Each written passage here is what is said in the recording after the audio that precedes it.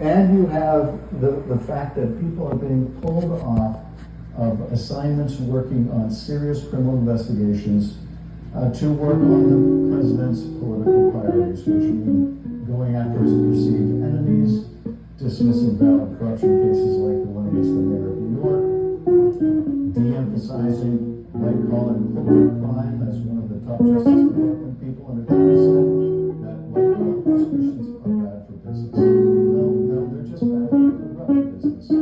But these are changing priorities in the Justice Department under Donald Trump. The immigration raids, that is always indiscriminate raids, that are going after people with no criminal record. 9 out of 10 of the people they're arresting in these indiscriminate raids have no criminal record, except for coming into the country undocumented.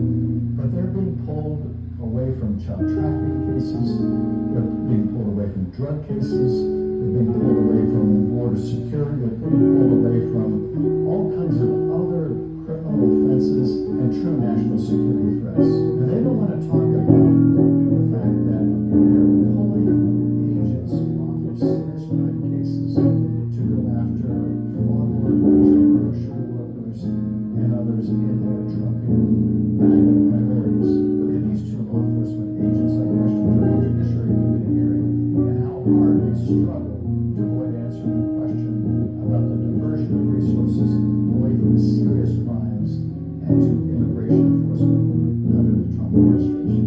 How much your workforce is being diverted to immigration enforcement and away from things that they were doing previously? Specifically, immigration enforcement only. That's not what we're focused on. This is not something. Okay, so how many of the 200 agents have worked in immigration enforcement? At any given time, anyway.